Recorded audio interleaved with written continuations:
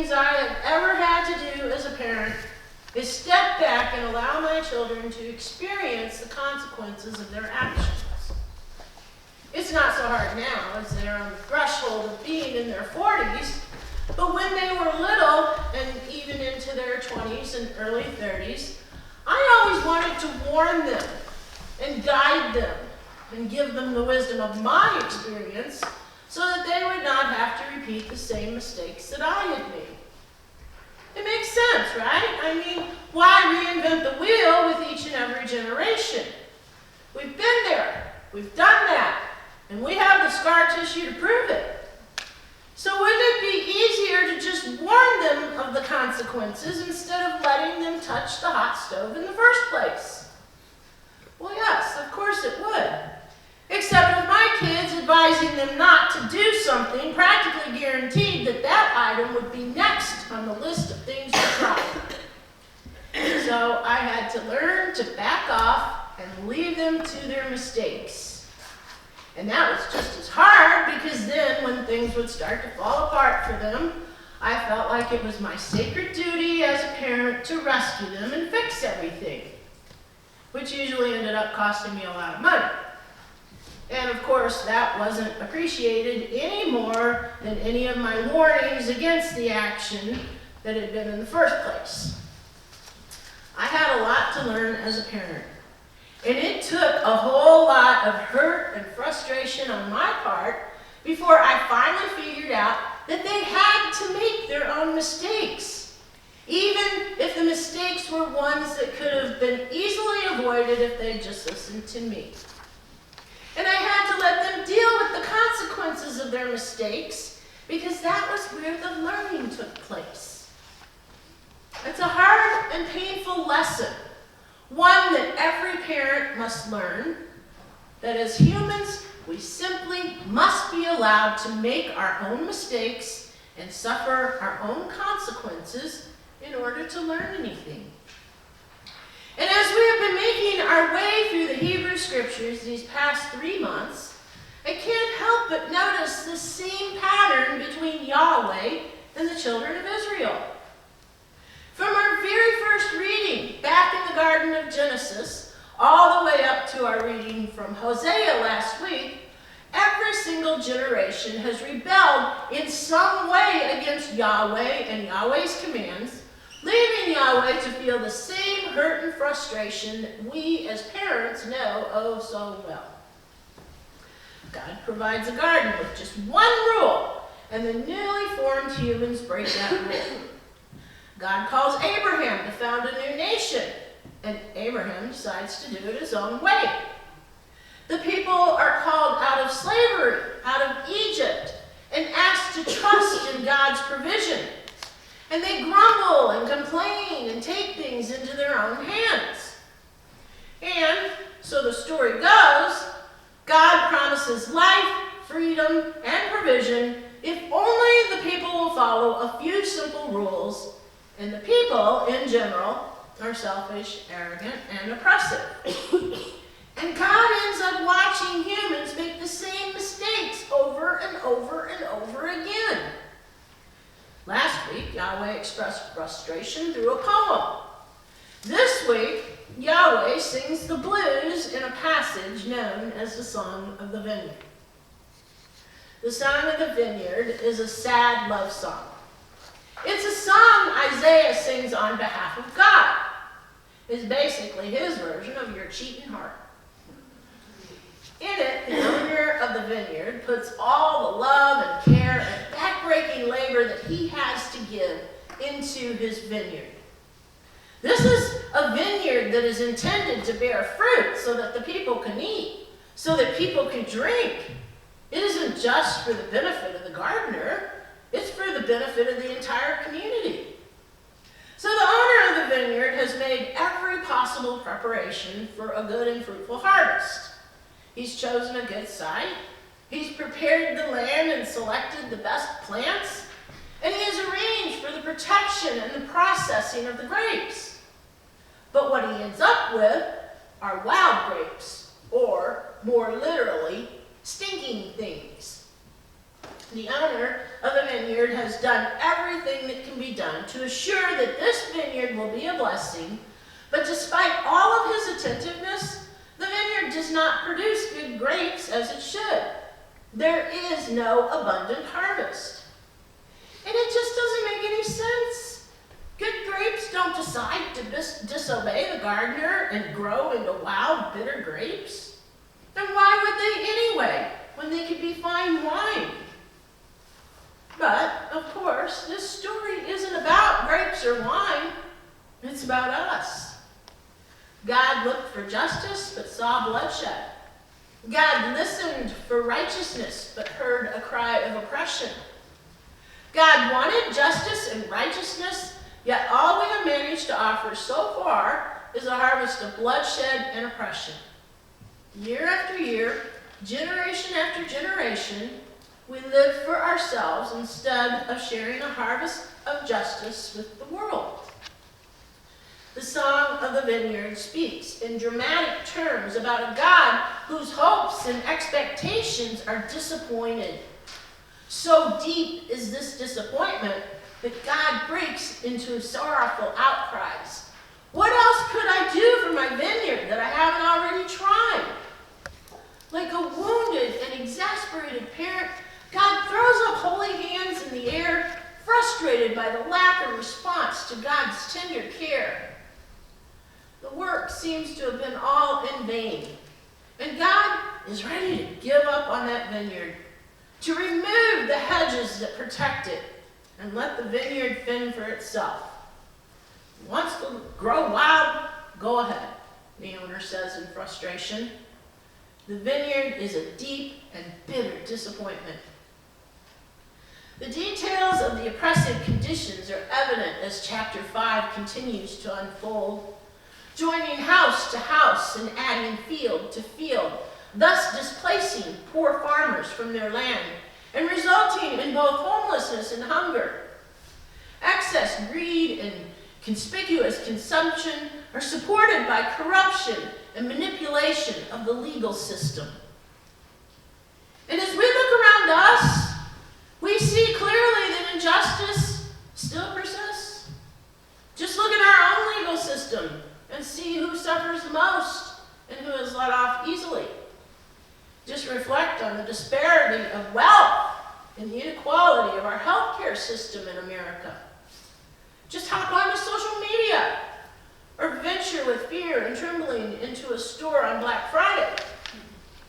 The selfishness and arrogance continue at all levels of our society. And the entire deplorable situation results from the rejection of Yahweh's instruction and word. The vineyard is the house of Israel, and its vines are the people of Judah. And running like a refrain through this song is the repeated declaration that God expected one thing and got another. It's natural to expect choice stock planted in a well-cultivated fertile ground to produce good fruit. Plant a radish, get a radish, sing two fathers in the off-Broadway musical The Fantastics, because you can count on a plant to realize its genetic destiny. But these same fathers then admit that children are bewildering, and you never know what you've got till they've grown. The plants in the vineyard were people that God delighted in, but God's expectations of them were disappointed when they failed to live up to their purpose of justice and righteousness. Instead, God found injustice and despair, and God was disappointed. What a grim ending. From the perspective of the child, from the perspective of a parent, from the perspective of God, what a sad and terrible ending. Except that's not the end of the story. When we get to the story of the stump, we have been standing in chapter 5's trampled field with vines dead on the ground, and it's pretty tempting to lose hope when desolation is what you see all around you, right? But all hope is not lost, because God will not leave us to our desolation.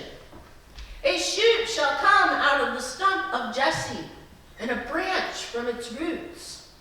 Remember that second passage that we read? Hope.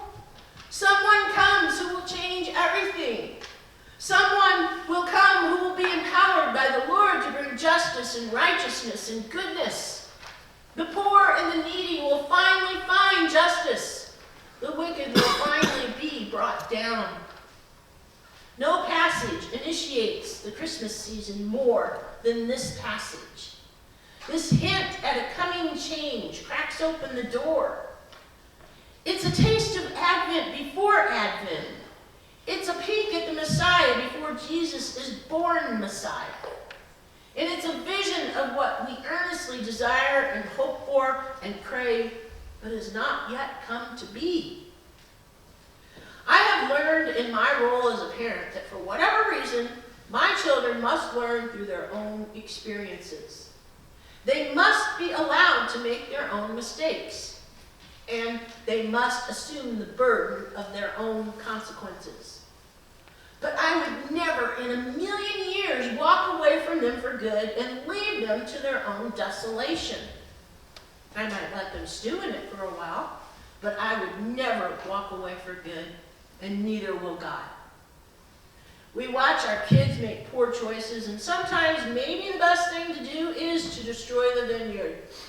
But God did not start over. God decided instead to use a branch off the tree of Jesse to save the entire world. A shoot out of a stump is not a mighty image. It is small and fragile and tenuous. And that's what hope looks like.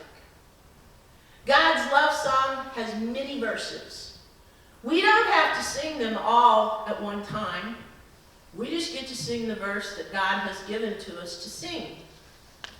Clarissa Nicola Estes says, "Ours is not the task of fixing the entire world all at once, but of stretching out to mend the part of the world that is within our reach. Any small, calm thing that one soul can do to help another soul, to assist some portion of this poor, suffering world, will help immensely. It is not given to us to know which acts or by whom will cause the critical mass to tip toward an enduring good." Yes, there is hope. Hope for the people of Israel centuries ago, and hope for us today. And so may we, in the face of troubles, injustice, and unrighteousness, hope in the Lord.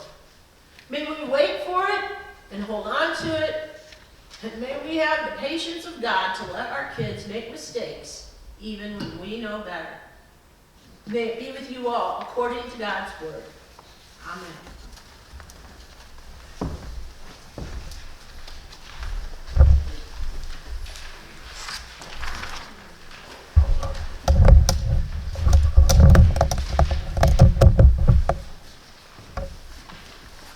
In your bulletin, you'll see that we're going to do the biblical blues next. And what do I do with my glass?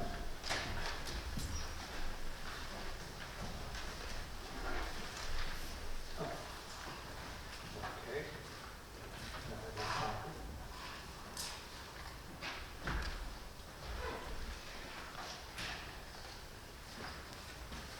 Oh, now I can see it.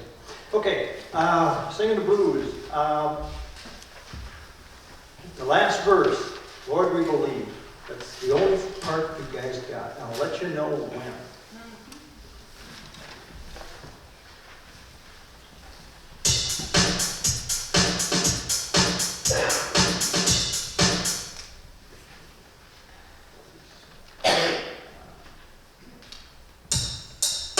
That sounds better.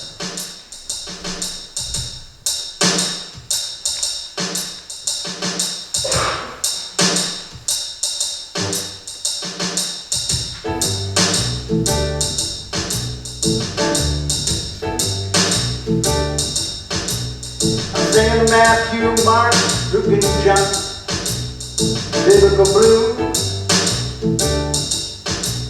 Yeah, the Matthew, Mark, Luke, and John, biblical blues. They're the authors of the book that was written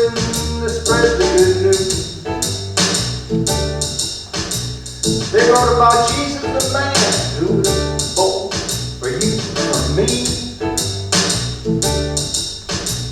Yeah, Jesus the man who was born, yeah, for you, for me.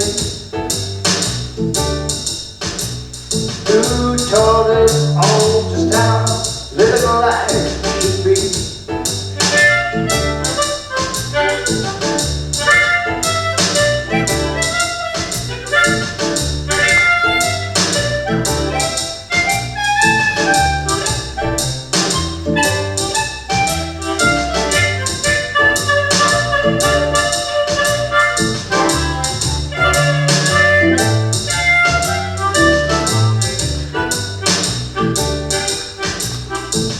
Now Jesus, he was a prophet, that's for sure. Yeah, Jesus was a prophet, that's for sure.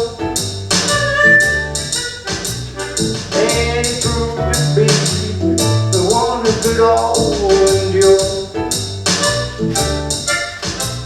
He was a complex person, he walked with a simple stride.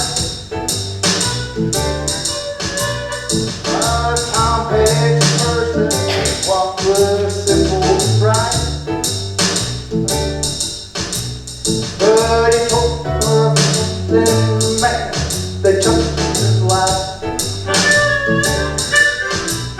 So when you're down and out in your life, it just got you down.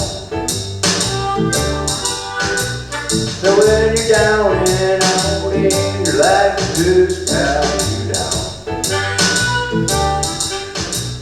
Just take it to the spirit of the man with the thorny crown. You can count down him, but first you gotta believe. You can count on him, but first, man, you got to believe. That kinship with this spirit, that's what you need.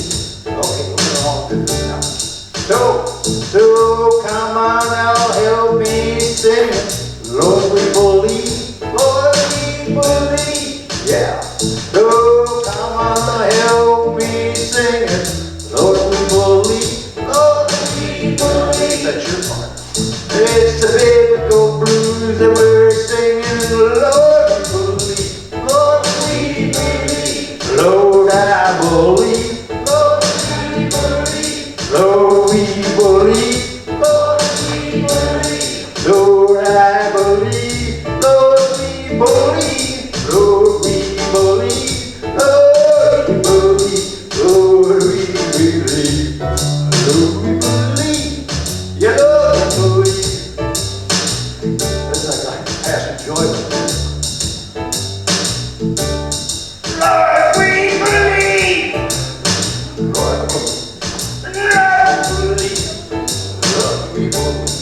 Lord, we believe. Lord, we believe. Lord, we believe. Lord, we believe.